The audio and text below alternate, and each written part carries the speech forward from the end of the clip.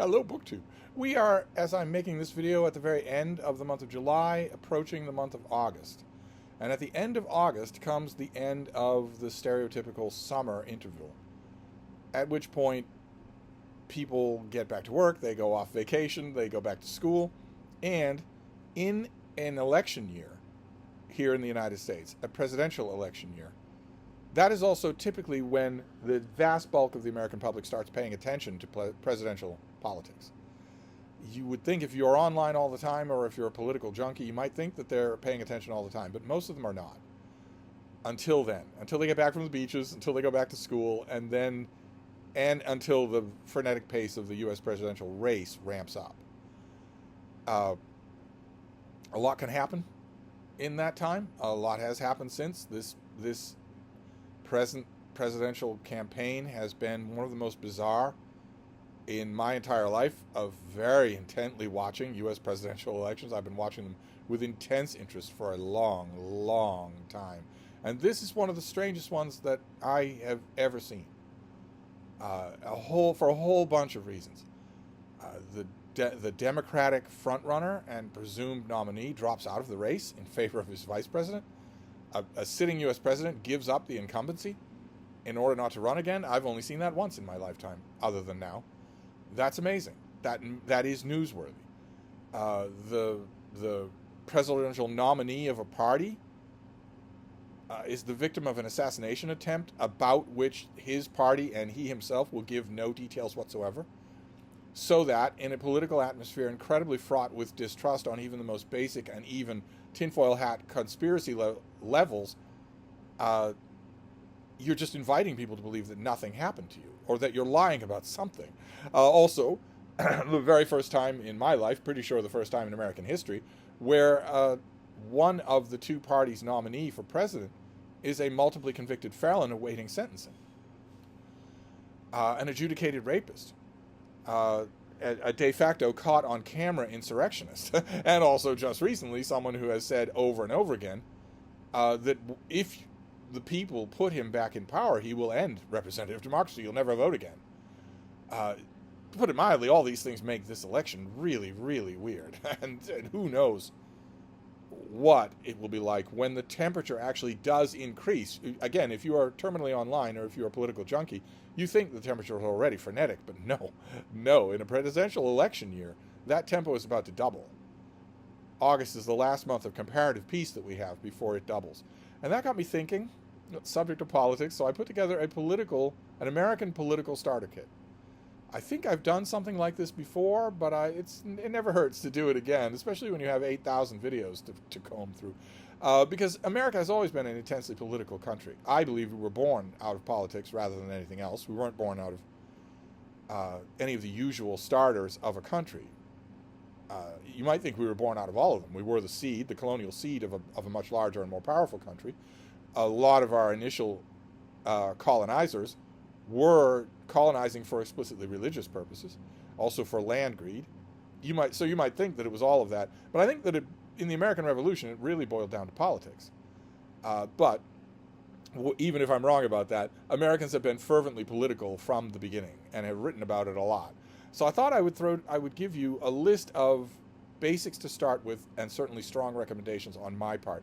And the first thing is going to seem trite, especially since politicians elected on the national level in this country tend to make it trite.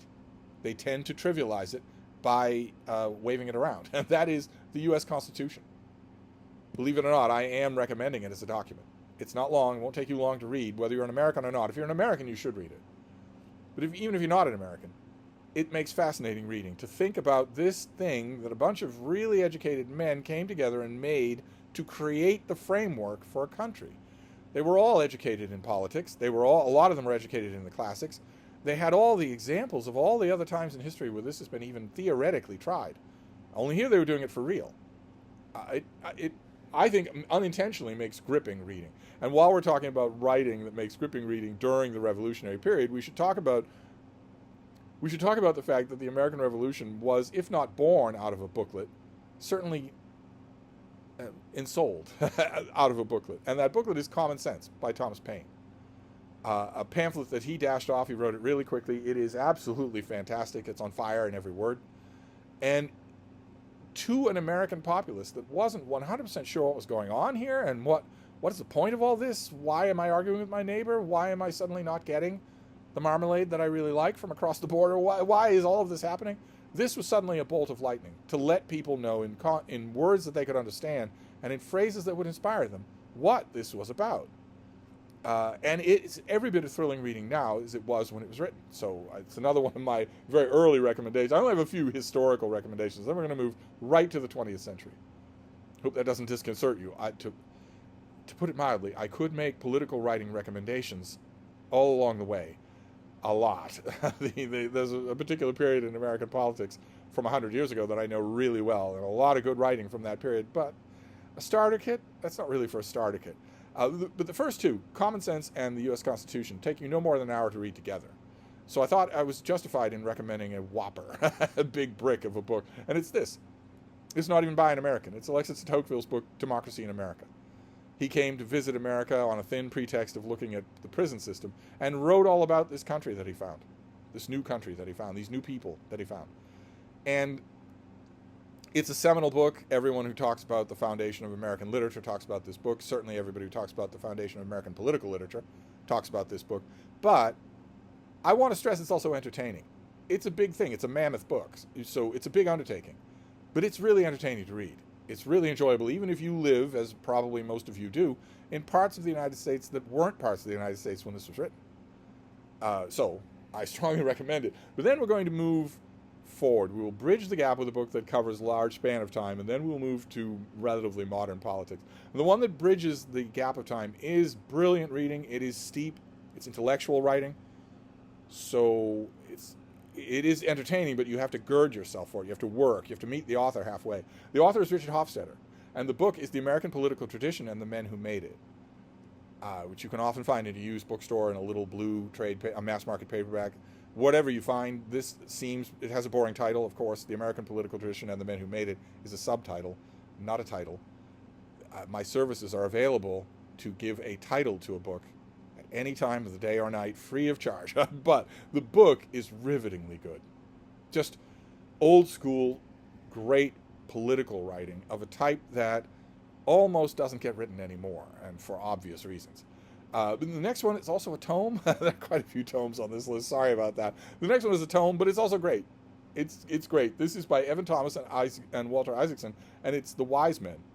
It's their great big book about 6 friends, 6 statesmen or politicians of various kinds who knew each other and were friends, mainly flourishing during the Kennedy administration, and shaping the whole of American policy. This is generous biographical sketches of all of those men, and these two are great at that. If any of you are fans of Walter Isaacson, for instance, well, then you'll know how good he is up until his last book, his book about Elon Musk, which not only wasn't as good as everything else that he's written, but was objectively evil as a book and completely wipes out his reputation. So the next book that he writes, I will be approaching as though he had no credit in the Bank of Steve. In fact, he's overdrawn. He wrote an evil book. So, not even a bad book. An evil one. So, but a lot of his other biographies, maybe not his Franklin biography, but a lot of his other biographies, including the one he's credited for here, his Steve Jobs biography, well worth your time to do. The personal sketches, the biographical sketches in here are every bit as good as the political talk. And all the political talk, very wisely on the part of the two authors, is left to the political wonks. They don't do any of it, which is fantastic. Let's move on. I'm afraid it's another doorstop, and it's also a little bit odd. But as a masterful study of American politics in the 20th century, it really can't be beat. It's Robert Caro. It's one of the volumes in his long and unfortunately unfinished biography of Lyndon Johnson. And it's Lyndon Johnson, Master of the Senate. This is a gigantic book about how Johnson wielded power in the Senate before he accepted John F. Kennedy's vice presidential slot. And no one in Washington understood why he was doing that, because the job that he had in the Senate was enormous power. It was as powerful as it gets.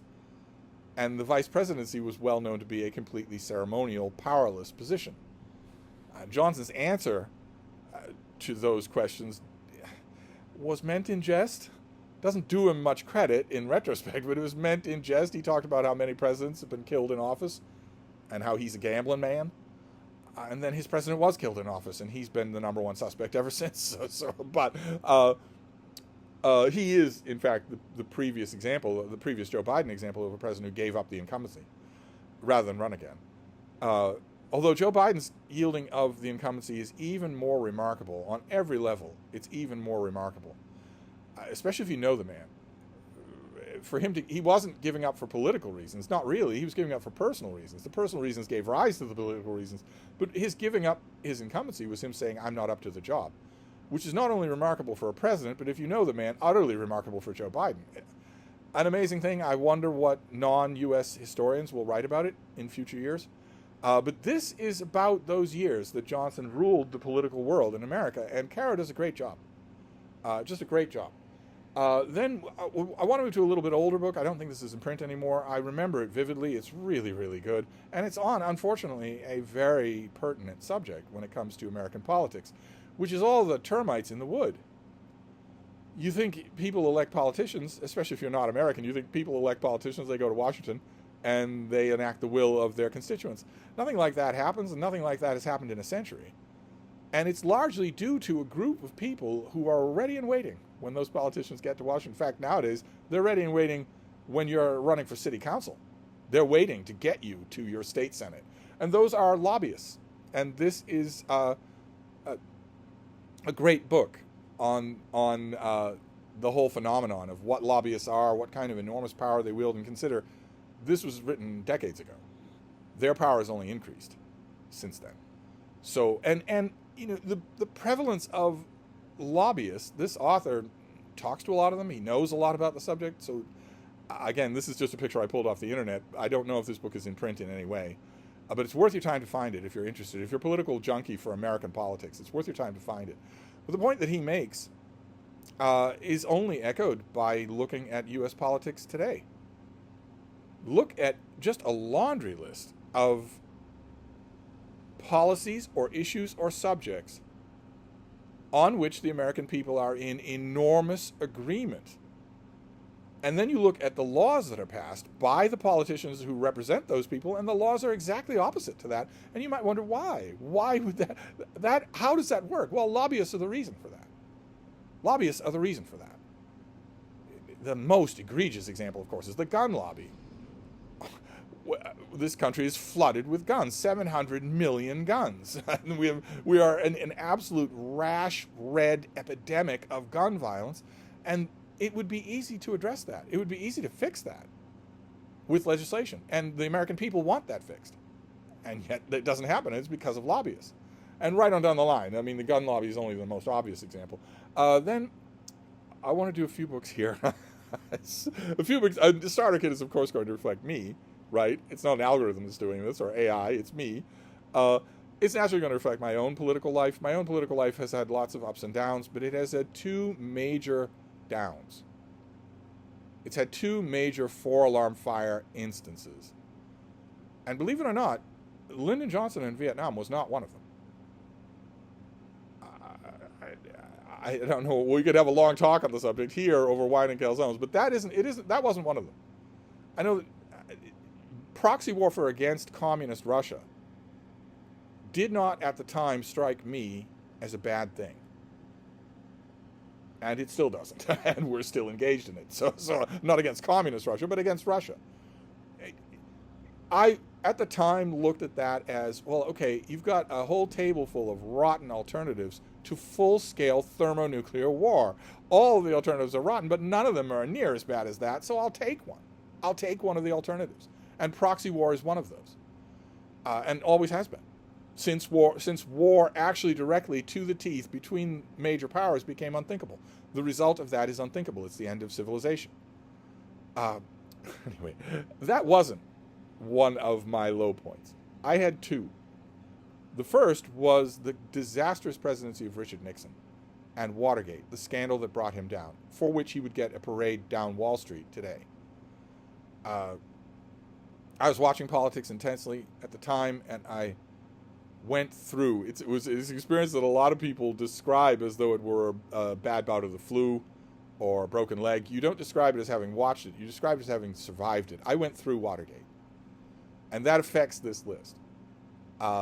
And so I want to recommend a couple of books on roughly that kind of thing. And the first one is one I've recommended many times before here, probably the most entertaining book on this list. It's George Higgins, the author of the novel The Friends of Eddie Coyle, and here he did a nonfiction work called The Friends of Richard Nixon. Now, this is not in print, and you would probably have to read the Wikipedia page on Watergate fairly attentively before you got this. Because Higgins wrote it in cold Irish rage, he wrote it in full knowledge of the facts, and he wrote it under the assumption that everyone already knew everything about Watergate. It was all over the news. It was all anybody could hear or talk about. The scandal and the downfall of a U.S. president was all anybody could talk about. So, and led all of us to make pronouncements. It led me to make pronouncements. I made pronouncements in person and in print about how no one could ever be a worse president than Richard Nixon. But this isn't a history of Watergate. There are plenty of those. I would think you don't need them. I would think you can just bone up on the subject on Wikipedia or Encyclopedia Britannica, and you'll be fine reading the more specified studies. But I wanted to recommend this because it is terrific. And there's another book that is also terrific. It's a slightly different angle of approach, but it's by Gary Wills, who, when he's good, is really good. He's not always really good, but when he's good, he's really good. And a long time ago, he wrote a book called Nixon Agonises, which gave me hives when I first saw it announced in the publishers' catalogs, because it's an obvious take on the Milton's poem Samson Agonistes, and there the agony is inflicted on God's anointed, and he is going to get his just revenge. I saw that and thought, oh, if that's the play on words that you're using, that's really bad, because Nixon is a bad guy. There's nothing noble or long-suffering about him. He is not God's anointed. But Wills doesn't quite go that far in this book, and he is wonderful to read. When he's on his game, he's wonderful to read. Don't know if he's still alive. He'd be 100. But this was 40 years ago, 50 years ago, something like that, maybe even more. And it's wonderful. I don't know if it's in print, but if you can find it, it's worth it. I promise, this is not going to be an all-Nixon list, I promise. But this next one is a classic. You've heard about it a million times. You've seen movie versions of it. And it, believe it or not, is worth reading. It's Woodrow Bernstein. It's All the President's Men, which is all about a lot of the reporting and the printing that went into the public outrage that brought down the Nixon administration and that made Richard Nixon resign. He would not resign today, but he did at the time. It was still possible for politicians to feel shame, and it was still possible for them to feel that they had lost the trust of their constituents and their colleagues, and it was still a time when that was important to them personally. And so that happened, and I watched, and I was mortified, and I felt my skin crawl, and I thought the whole world is laughing at us, and I thought this is surely the lowest point that the U.S. presidency will ever get, and we don't believe in the presidency anymore. Even if it isn't the lowest point, something intangible has been ripped away, and it will never come back. We don't believe in this office anymore. Of course, 50 years ago, I had absolutely no conception whatsoever, and neither did Richard Nixon, that a president could come along, call himself a Republican, and organize and orchestrate and incite a violent insurrection to overthrow the government and install himself as a dictator. Neither I nor Richard Nixon could ever imagine that a president would get in office and lie about the path of a hurricane, lie about a massive pandemic, make massive clandestine deals with America's enemies, praise America's enemies, want to become America's enemies, want to become a dictatorship. It never occurred to me that all of us at the time, from Walt Kelly and Pogo all the way down, we're all speculating on what the future of American politics were like. We never in a million years thought that it would be, I don't even know, that it would be Brezhnev's Russia. We never even thought that it would be Saudi Arabia. And the authors here have not exactly gone on to cover themselves in glory, but especially Bob Woodward, who lied about then President Donald Trump's knowledge about the seriousness of the COVID-19 pandemic to the public in order to sell a book by revealing it down the line. So he has actual bodies at his feet. But that isn't necessary. It isn't necessary for them to have been good all of the half century that's followed. The point is that this book is good, very entertaining, and something of a classic of American political writing. And then we get to, this is one of many. I could have picked many. I had to include this author. And I had to include Gary Wills. It wasn't hard. Nixon Agonistes is a really good book. But I had to include this author. He knew everything. He was absolutely the soul and heart of American political reporting for a long time. But fortunately, he wrote a great big book. That's another great big book. Sorry. that is really good. The author is Jules Witkover. I don't know if he has interviews on BookTube or on YouTube, but you really should find him. If you can find him, listen to him. He wrote a book called Marathon about Jimmy Carter's race for the presidency against all the various characters involved there. If you don't know American politics, you will probably recognize Richard Nixon. You'll probably recognize Ronald Reagan. I doubt that you'll or Nixon's down here. Sorry for the insult there, but you probably won't recognize a lot of these other guys. And I do. I was following this. It seems so cartoonishly unlikely. Carter's presidency seems so cartoonishly unlikely. The kind of really unlikely development that democratic politics often throws in the face of the American people, or threw in the face of the American people. And this is very long. It's a long book. I'm sure that it's out of print. I doubt that it ever had an ordinary paperback. There was a mass market paperback of this, but I doubt that it's been reprinted as a paperback since.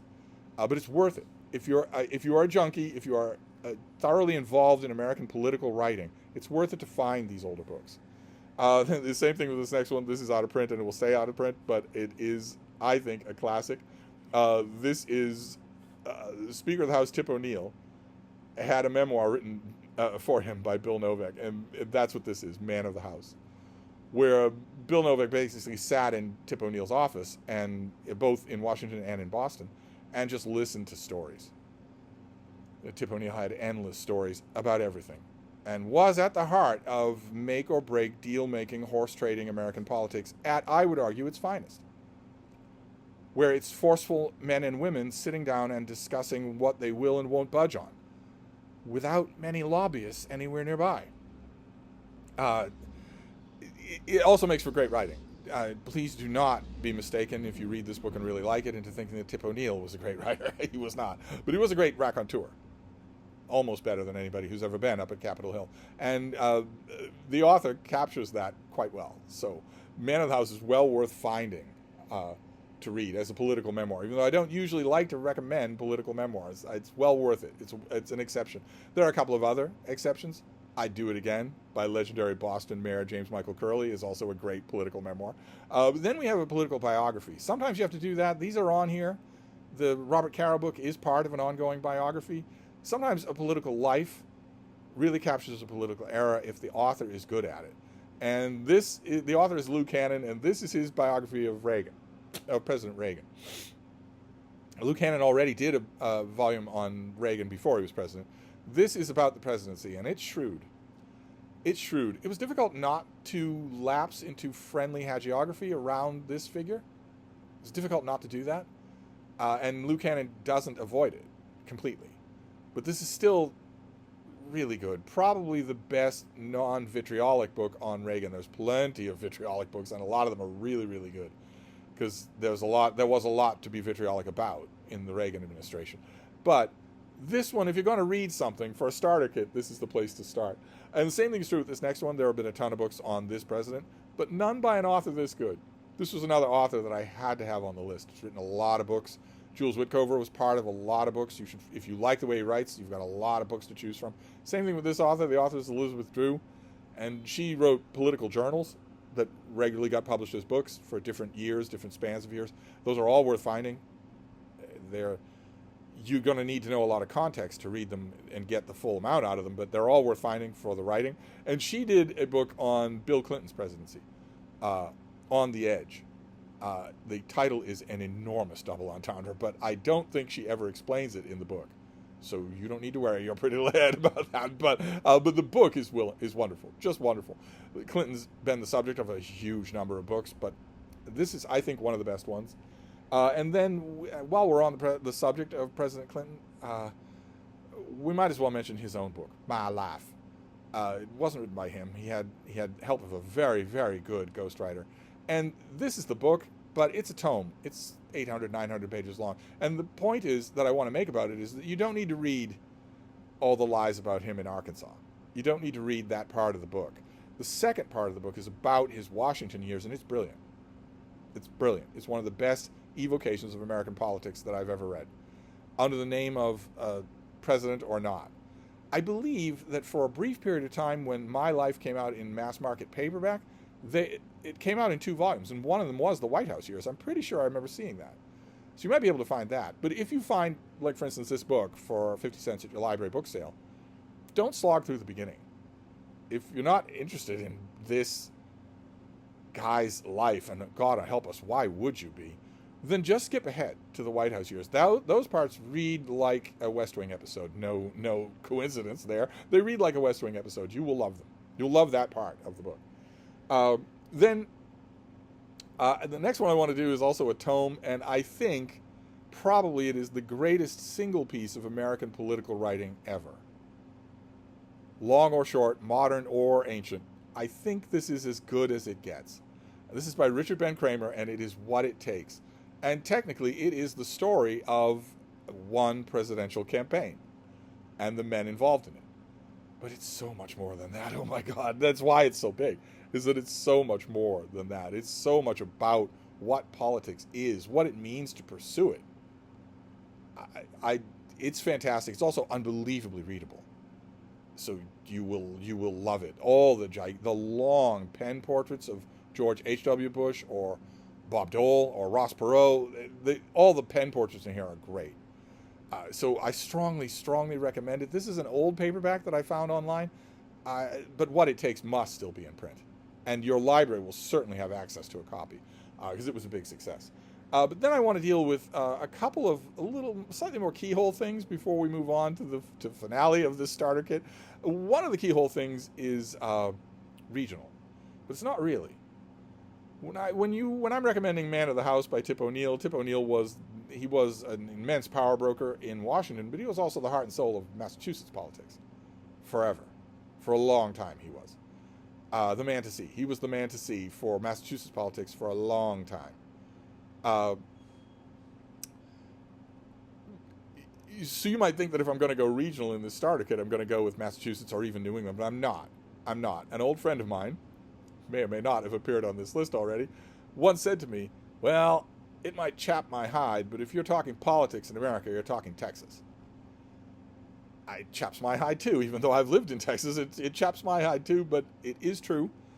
And there's a book. There are a million books on Texas politics, a million of them. But one really jumps out at me because it is so good. This is Jan Reed wrote a book called "Let the People In." It's his biography of Ann Richards of Texas, and it's amazing. She was amazing. She's an American politician whose acquaintance you really should make on the written page. But this book is incredible. It's all about Ann Richards, but it's also about Texas politics. And the only reason that I'm really recommending it is because, like so many people in Ann Richards' life, I really don't think there was much of a difference between Texas politics as a subject and her as a person. I really don't think there was. She really seems like the embodiment of Texas politics, even despite the fact that she's a woman. That just increased the size of the chip on her shoulder that Texas politicians have anyways. So that's a little bit of a niche recommendation that I want to make, and so is this next one. A little bit sad for some of us, but this was a long time coming, and I'm glad that it exists in the world. It's worth it for you to read, not only for the subject matter, which is politics, but also for the writer. The writer is wonderful. This is Meg Greenfield's book, just called Washington. She didn't live to see it, but she worked on it lovingly, and it's a really good book. It's short, like a lot of the books on this it's short, but it's a really good, insightful look at the nature of Washington politics. Well worth your time to find a copy at your library book sale again or at a used bookstore. It's out there. I see it all the time at my used bookstore. And then we will finish up. We were doing a starter kit for American politics. I don't usually do spin-offs like this, but we will finish up with novels. Because there have been a number of really good American political novels. The Gay Place, for instance, about Texas politics comes to mind. But there have been two that stand out over all the others. One tragic and one comic. Both tragic, in other words. and I couldn't let this list go without recommending. I've recommended both of them many, many times before. The first is the tragic one. It's All the King's Men by Robert Penn Warren. And it is sticky, sweaty, hot novel about betrayal and fathers and sons and a horrible, manipulative, ugly, principled-less politician modeled on Huey Long, the Kingfish. And it's brilliant.